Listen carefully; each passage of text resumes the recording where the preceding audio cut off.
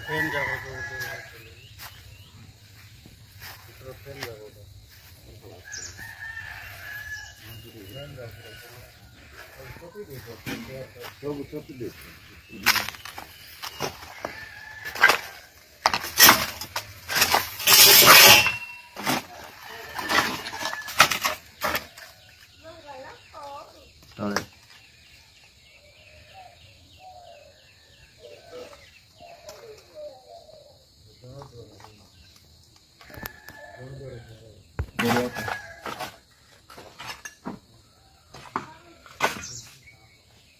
समस्त को नमस्कार।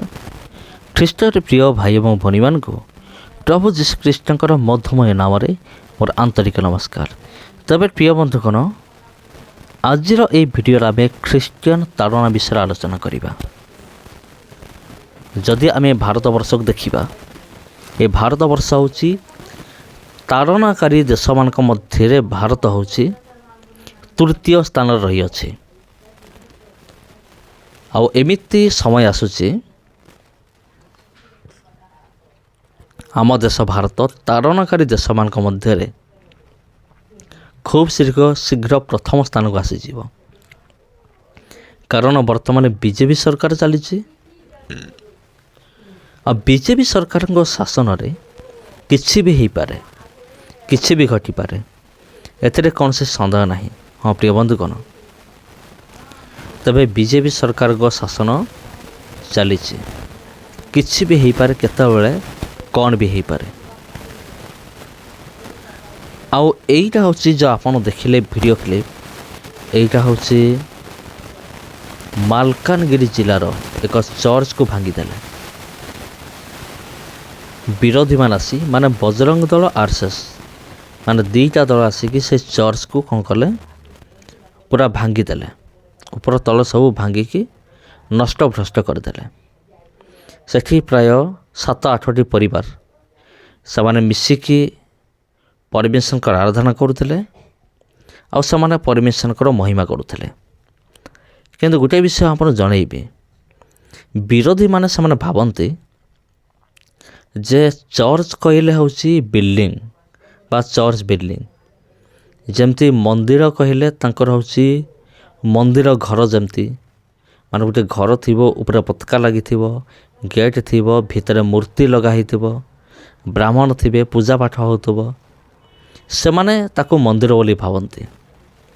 सेमती से माने भावती चर्च कहले एमती गोटे बिल्डिंग थिबो, भितर पुलपिट थिबो, आउ किसी बेंच पड़ी थिबो, आउ किसी वाद्य यंत्र सब रखा हिथिबो, दान थली रखा हिथिबो, आउ याकु ये हूँ चर्च बोली से भावती। किंतु मूर्ख विरोधी माने गोटे विषय जानि नांती जे चर्च कहले बिल्डिंग नुहे, चर्च कहले जो जगह प्रभु जीशु नाम रे उपासना करिया पई, प्रभु जीशुख्रीष्टर उपासना करिया पई लोक माने एकत्रित होंती, सेटा हूँ चर्च बोली लोक माने सॉरी ए विरोधी माने समाने जानती नहीं। मूर्ख ख्रीष्टियन विरोधी माने आ एमाने भावती जे आमे चर्च को जड़े देबा, आमे चर्च को भांगी देबा, जीशु को काम बंद हो जिवो। आपण कहंतु प्रिय ख्रीष्टरे भाई भनी माने एमाने मूर्ख नुहंती कि? एमाने होछन सबठार बड़ मूर्ख, जमने भावती आमे चर्च घर भांगी देले माने जीशु को काम बंद हो जिवो, प्रार्थना बंद हो जिवो। आ ख्रीष्टियन मान को ताड़ना कले ख्रीष्टियन संख्या कमी जीवो। मूर्ख माने एमिति भावती। किंतु प्रिय बंधुगण, मु आपन को गोटे विषय कही रखुअछि, एमिति मूर्ख माने केवल मालकानगिरी नुहंती, पूरा आमर भारत वर्ष अच्छे बा पूरा दुनिया अच्छे कहले चले। जमने भावती ताड़ना कले ख्रीष्टियन लोक मैंने कमिजे। किंतु आपन देखंतु ताड़ना कौन आजिर प्रभु जीशुख्रीष्टर समय कि प्रभु जीशुख्रीष्टर पूर्वर ताड़ना रही, से समय ताड़ना हेई एबे भी ताड़ना होचे, आगु भी ताड़ना हम, एथिरे कौन संदेह ना। कि आप देखो विगत दिन आज पर्यंत ताड़ना तो होती, ଖ୍ରୀଷ୍ଟିଆନ ଲୋକମାନଙ୍କୁ ମରା ହେଇଛି, ତାଙ୍କ ଘର ଭଙ୍ଗା ହେଇଛି, ତଥାପି କ'ଣ ଖ୍ରୀଷ୍ଟିଆନ ଲୋକମାନେ କମି ଯାଇଛନ୍ତି କି? ବରଂ ଖ୍ରୀଷ୍ଟିଆନ ଲୋକମାନେ ବଢ଼ିଛନ୍ତି।